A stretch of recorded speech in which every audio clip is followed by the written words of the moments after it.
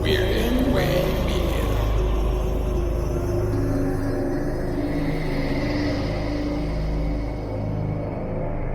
Hello, Twisted Humans. Do you find yourself wanting to know more about the latest murder, conspiracy, cult, or haunting? Then this is the podcast for you.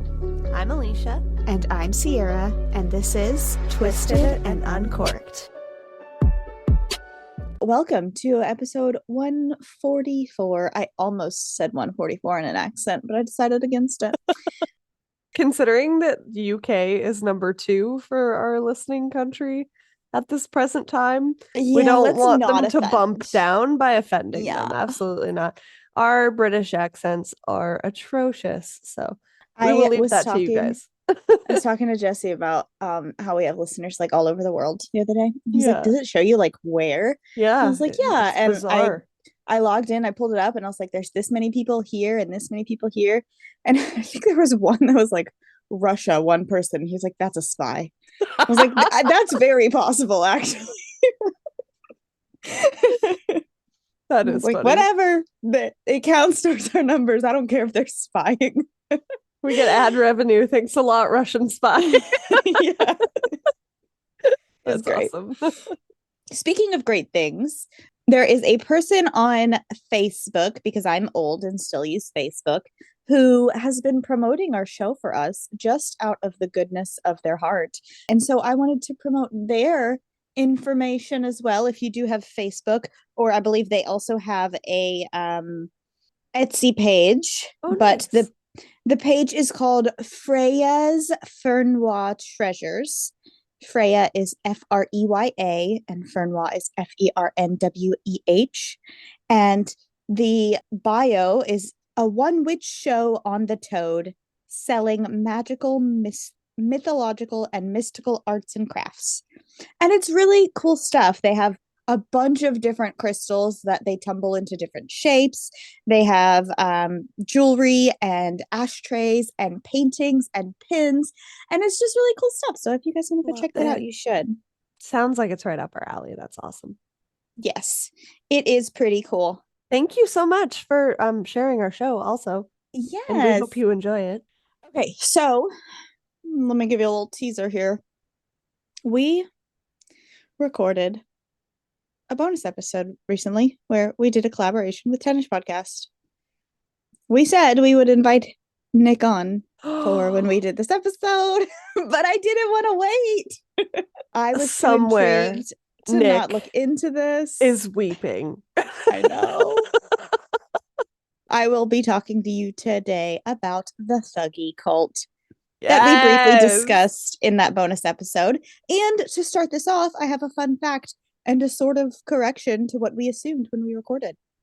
Fun fact, the second definition in the Merriam-Webster dictionary of the word thug as a noun is, quote, a member of a group of murderous robbers in India's past, whose activities were suppressed in the early 19th century. So end it quote. Came before the slang thug. Correct. A thug is a person who is a swindler and a violent thief. And that word we know today is the same one that was used in this cult. Fun stuff. We're going to get into it. First, the more you know. Well, hold on. Before we go on to fun facts, we would like to apologize to our pal Nick and also thank him, as he is now a patron of Twisted and Uncorked.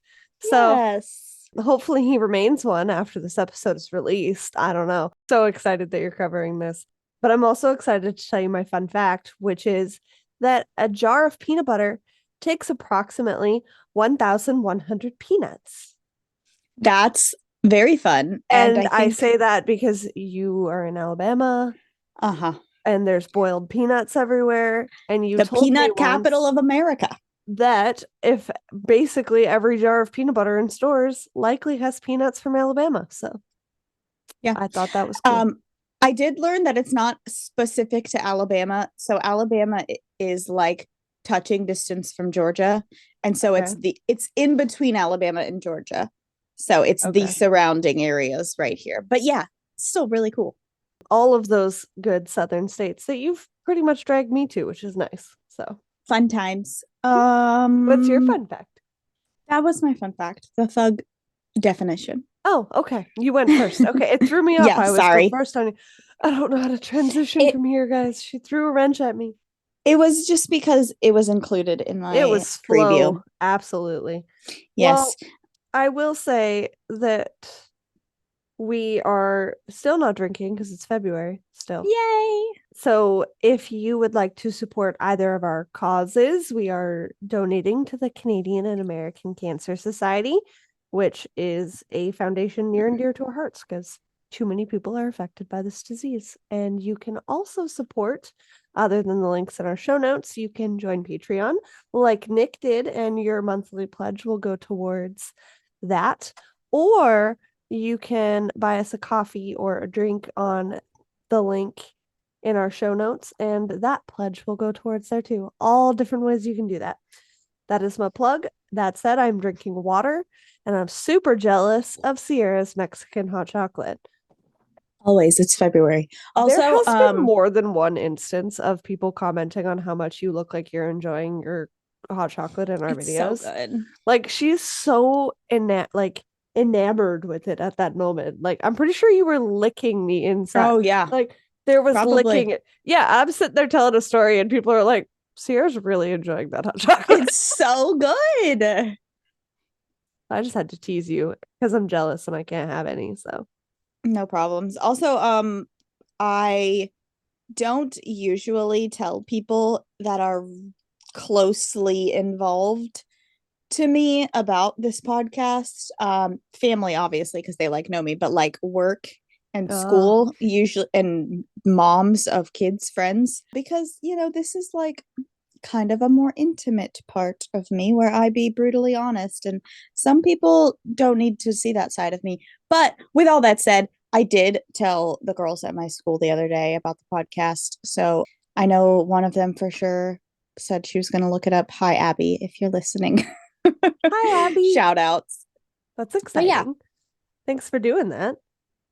Yeah. Abby's going to judge you now. Yeah. Oh, she's yeah. going to be doing a facial on you and be like, this chick is weird.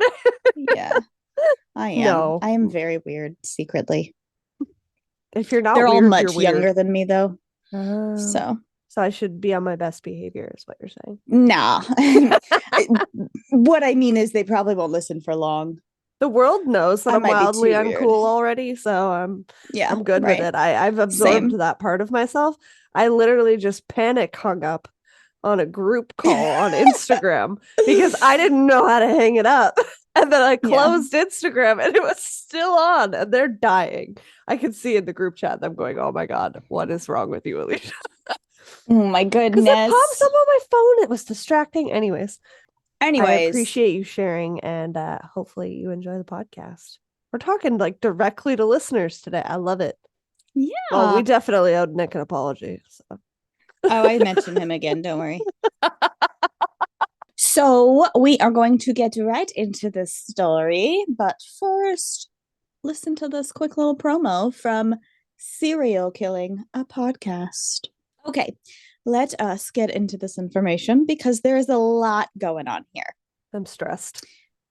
So the word thug comes from the Hindi word thag, which means swindler and thief.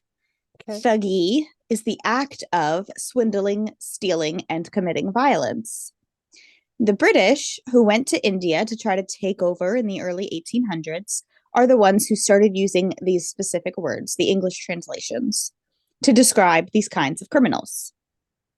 They were fags there, but when the English came along, they called them thugs. Mm.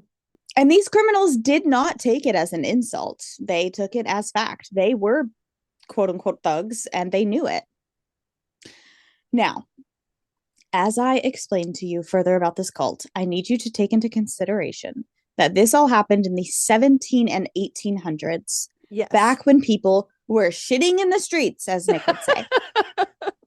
There is not a lot of proof and evidence and information about this cult.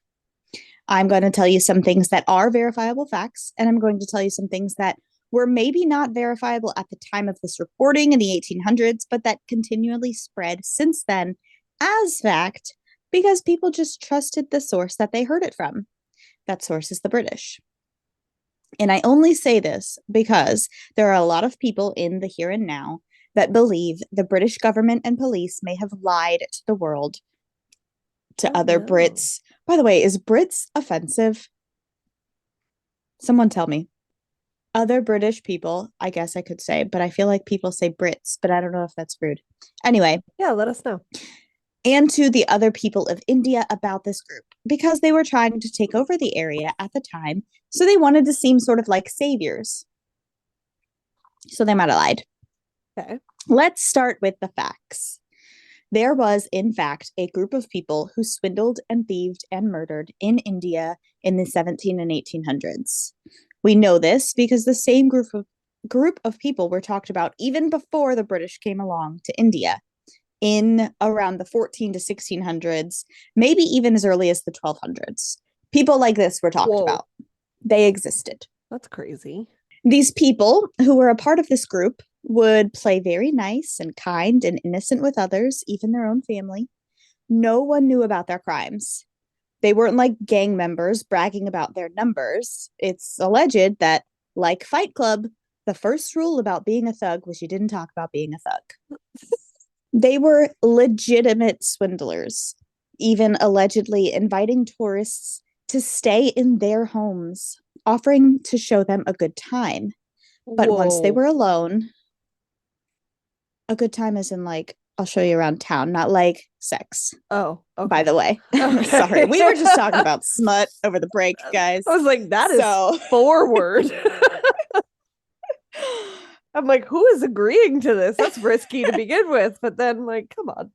No. Once they got these tourists and visitors alone, they would strangle the victims and steal their belongings, burying their bodies in shallow graves.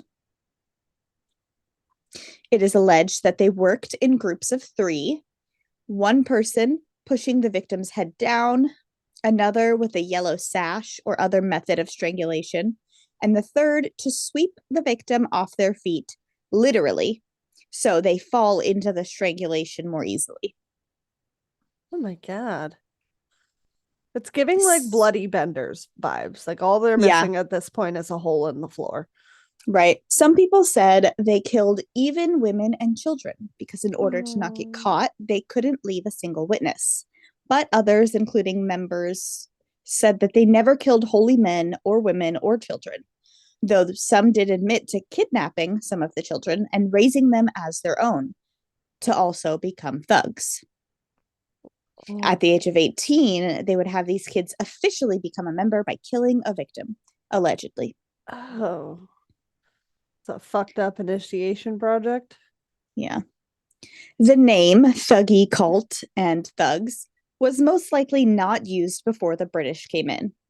So again, they were just people who did these things, and then the British came in and said, oh, thugs. And also, it likely was not a cult at all.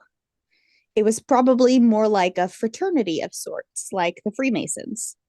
The quote-unquote members probably knew that other members who did the same things existed, but they didn't like meet up and chat about it outside of their own personal inner circles. And even that is just a probability. The most likely scenario is that this was the 17 and 1800s, and times were rough and also a lot different, and doing these things was more like a job than anything else. These people, the thugs, were probably normal dudes that lived normal lives most of the time, which is why no one suspected them of being criminals. But sometimes when they needed money, they, either being hired and paid like a hitman would be, or inconvenience, seeing a tourist or someone they thought didn't belong in their country and wanted to take their money, killed people. Kind of like Peaky Blinders. Never seen that, but it's a really good show. You need to watch it. Is that the one with the Irish people? No? Okay, never mind. Oh, no, there's an Irish girl in it. Yeah. No. The one that I'm thinking of is like almost all Irishmen. Oh, no. These are mostly English people. There's 2 Irish characters in it. Okay. You do need to watch it. It's good. It's violent at times, but it is good. We might be thinking of the same thing. I might not be able to know the difference between Irish and Englishmen. So we might be thinking about the same thing. I'm not sure. Somebody out there is like, you guys are talking about the same. You guys are literally talking about the same thing. It's a possibility. Okay. But if we are, then yes, a lot like that. Okay. Except that was even more organized than this would be. Mm-hmm. At the time of these killings, killing someone without spilling their blood was less of a crime than killing someone by means of stabbing or shooting or beating, something that did cause bloodshed.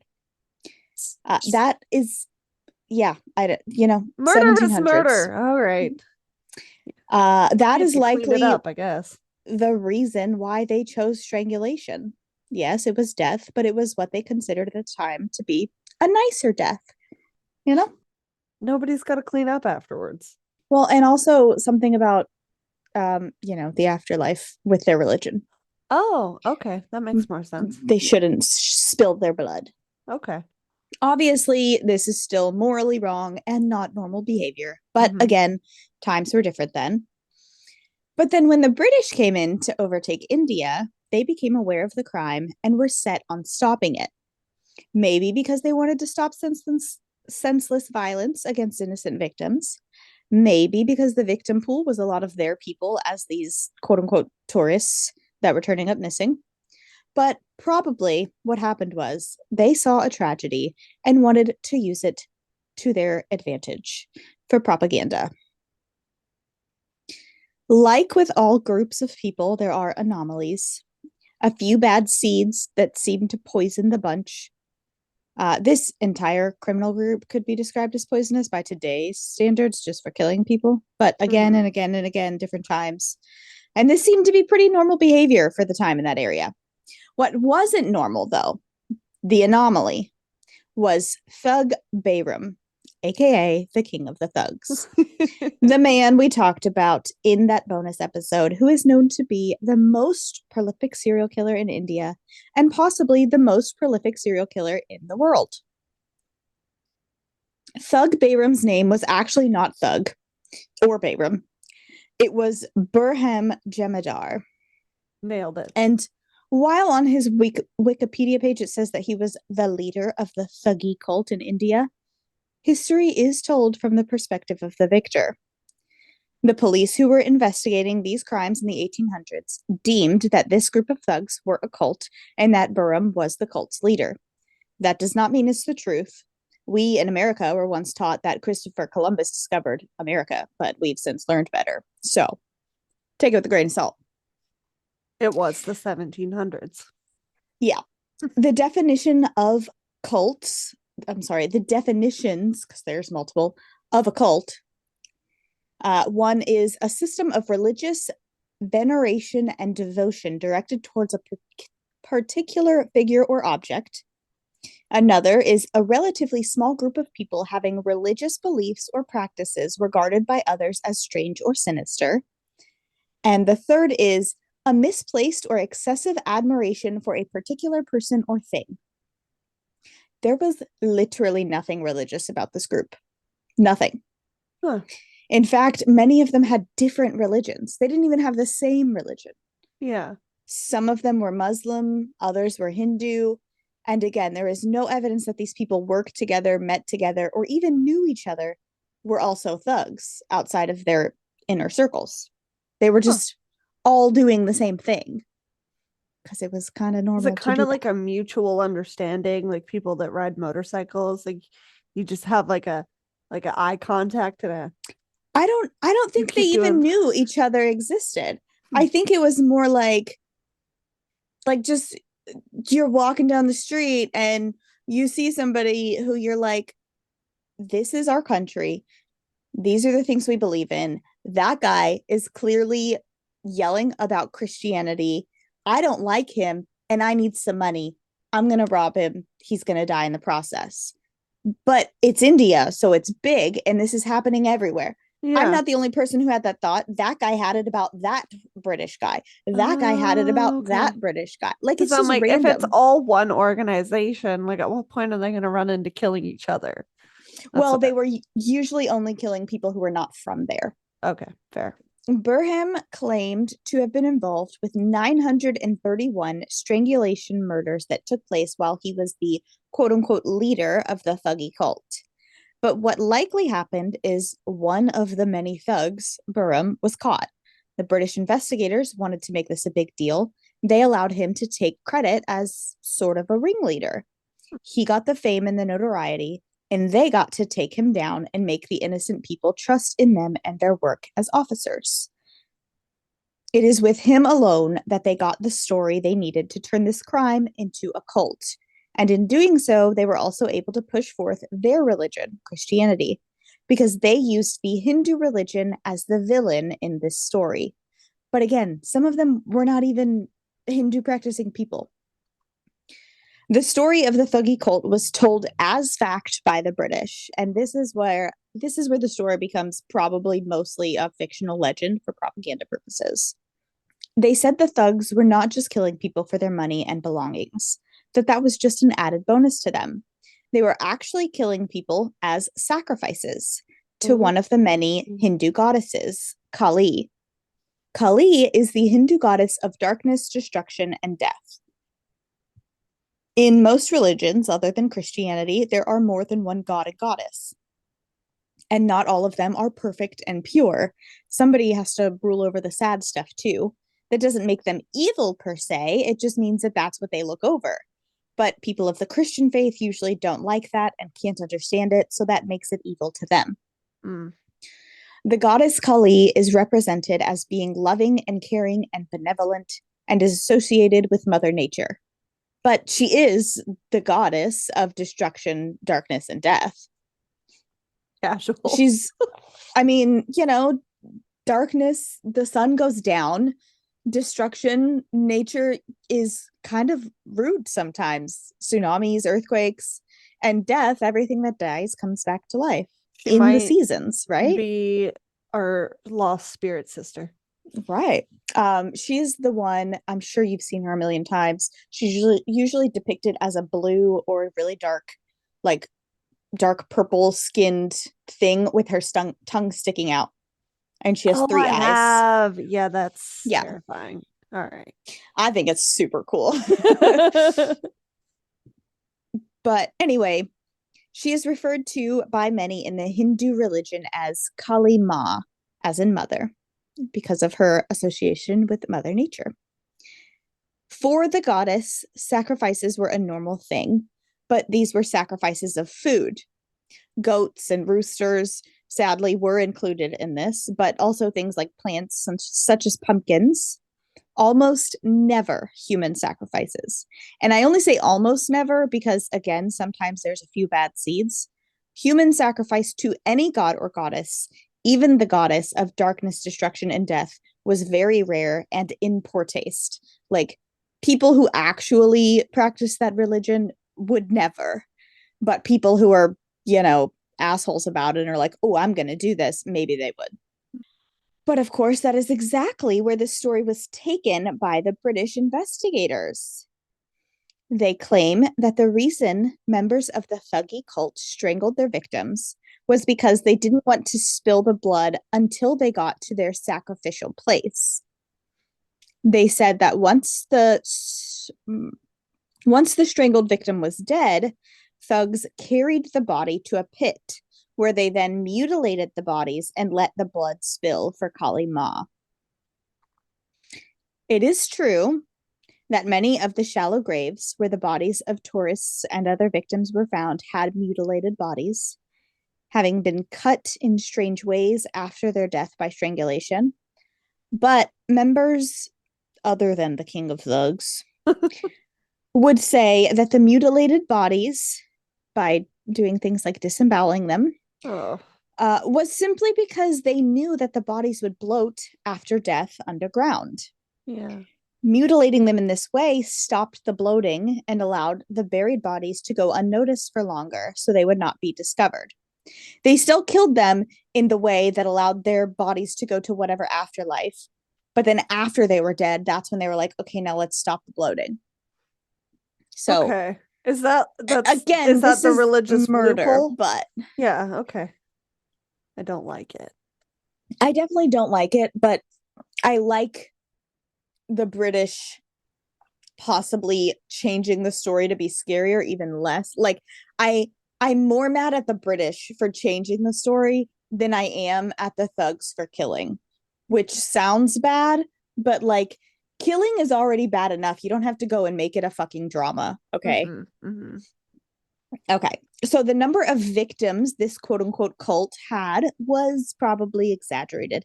At one point, one of the investigators were like, we perceive that there were over 2 million deaths. Like, were there 2 million people in the 1700s? I don't think probably so. That's not. literally Okay? what I was just thinking.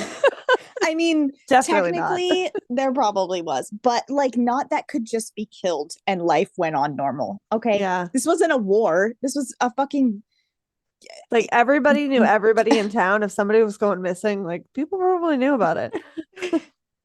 Well, so because the victims were mostly tourists and travelers and all of their belongings were looted, there was no way to identify many of them.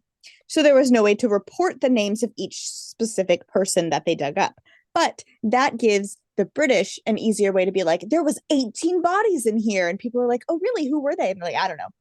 I just know John and Sarah. I don't know the rest of them. Well, yeah. Maybe only John and Sarah were in there then, you know? But that's why it's like Bloody Benders vibes in the sense that most of those people were just traveling through as well. And because you traveled everywhere differently than we do now, and there was no like cell phones or means of communicating and checking in, people went so long without talking to each other that even if somebody didn't come back from whatever part of India they were visiting and ended up dead, like no one would know until months later. And then even then, how would they know that that's what happened to them? So yeah, the reporting is difficult and the proving that this many people actually died is difficult. Right. But it's possible that the number being as high as it was just plus a scare or minus tactic. Yeah, who knows? Probably minus 2 million. Okay. Probably. Definitely minus 2 million. Yeah. Like, I don't even think one person could, like, not to be morbid or anything, but how would you even accomplish that in your lifetime?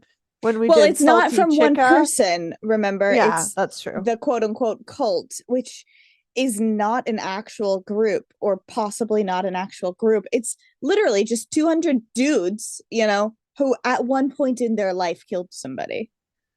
Well, let me make it a little easier. It's still not okay. Killing is never okay. I don't even think it's okay to kill someone who's killed someone. Yeah. However, I will say, when I say tourist, especially when talking about the British going to India, what I mean is people seeking out the area because they're pretty sure British is about to take over and they probably want to live in that house when they get there. Fair. So they were assholes. People. Yeah. All right. Not all of them, I'm sure. And again, no one deserves to die. But you can see why it lowers the fucking 1700s and these people are kind of like, I can kill that one. Yeah. You know? Yeah. It's different times. And to an extent, too, I would imagine that it feels a little bit of like a defense. Like, this is our area. Like, it's you or me. We're feeling threatened. Yeah. Yeah. So it's still not okay, but yeah, there's different variables here. One thing to note about this cult, and a reason why many people now believe that these thugs were most likely just workers doing a sort of fucked up job simply for an income and not for a deity, is that as soon as the British captured Burham and claimed to end the cult, the crime of this magnitude against tourists really did almost completely stop. It's not like they invaded some compound and arrested a bunch of people and took away their sacrificial space.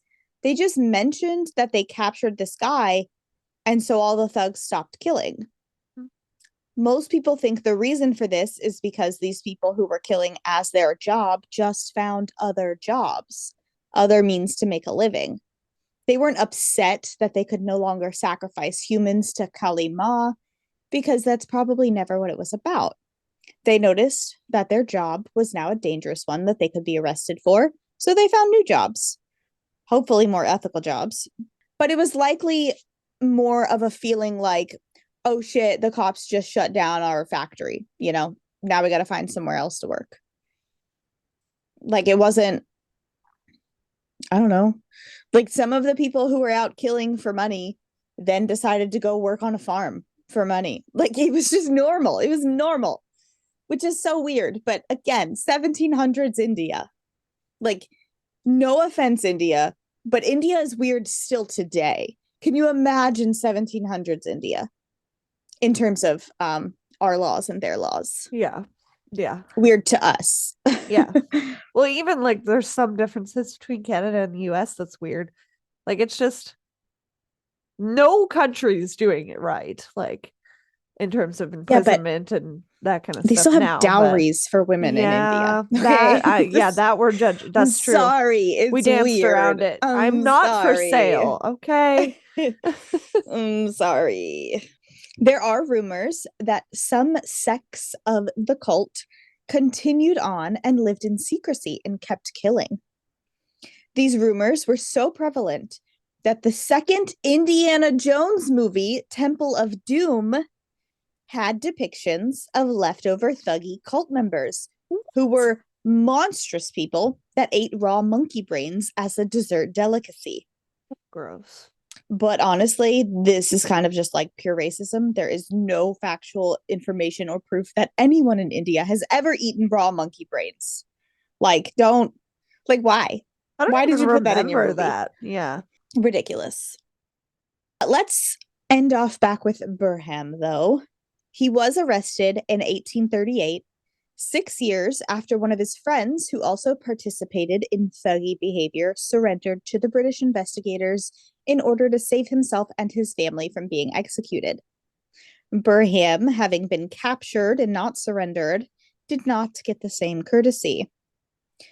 According to some accounts, both he and his family members were executed by hanging. In other accounts, only Burham himself was executed by hanging, and in still other accounts, he reportedly completed suicide hanging himself. I don't know which one's true, but I know he died by hanging. Either way, Burham was not a good person. From a very early age of about 10, he was violent with others. He was definitely a serial killer, even for like the 1700s. He was one of the ones who killed because he liked to, not out of the necessity for income. At age 25, he thought of himself as a leader of the small circle of people he killed with, not 200 fucking people, but probably like 7 most. And he lived this way until he was 75, is when he was finally executed. So for 50 years, he was just on his thuggy life killing sprees. That's for insane. Fun. That's insane. Yeah. I can't even fathom that mindset. I know. Awful. Today, in America at least, the word thug has a worse negative connotation, sometimes even a racist one. But Tupac Shakur gave an acronym for the term thug life that was pushed onto him and others. The acronym is: the hate you give little infants fucks everybody. Basically, what he meant by this is when these children are raised around so much hate from others, they don't really get the chance to become great adults. And there is a possibility that that was what was happening in India at the time, too. Like I said, it was sort of a normal seeming thing to murder people for their money. If times were better for them, if they had better chances at earning income, if the British were coming in to help them instead of coming in to take over, maybe the Thugy cult or brotherhood or people wouldn't have felt the need to do what they did. Maybe. That is the story of the Thugy cult, but again, I have no idea what is true and what isn't, because history is told from the perspective of the victors. And the thugs were not the victors here. No. So, what do you think? That's crazy. It is crazy. What is history? Thank you for covering this. I think a lot of things. Yeah. I went into this like, oh, this is going to be a crazy fun cult to cover. Fun as in like dramatic and ridiculous. Yeah. And then the first source I found was like, it's probably just the British were racist and they were like colonizing India. And I was like, whoa, a conspiracy within a cult. It's like the Russian nesting doll twisted and uncorked. Yeah. Yeah. That was really good. I learned a lot too. And yeah, definitely not as silly as I thought it was going to be. Yeah. But I'm glad you covered it. And hopefully Nick is as well. Yeah. You did a great job. Yes. Thank you. Just don't kill people for any reason. God. Don't kill people. I think in 2024 we know that, but I also think in 2024 that serial killers probably aren't listening to true crime podcasts. Oh my God. Speaking of that, our message is reaching the targeted audience. No. No. I can't remember. No. I can't remember what killing it was now, but there was a killer who was just recently arrested for a murder that happened like 34 years ago, an unsolved murder. They found this murderer, the person who committed it, and he was a Patreon subscriber to one of the true crime podcasts. Fucking insane. That is not the fan base we are looking for in this industry. Yeah. He is arrested for the murder of a female who disappeared 34 years ago, and he was a Patreon subscriber to a true crime podcast. I don't. It was one of them that were about like, I want to say Trail Goes Cold, but I could be wrong. Steve Pankey was found guilty of the 12-year-old girl's kidnapping and murder. It happened in 1984. He was a Patreon subscriber to the Trail Went Cold podcast. Yep. Yuck. Murderers listen to podcasts. Yuck. Proof. If you're a murderer, turn this off immediately. Yeah. And turn yourself in. And if you liked this week's episode, don't forget to leave a 5-star rating and review. It is the best way to spread the word and make us so happy. Like this most recent review that we got that I'm about to pull up here and read. That was super nice.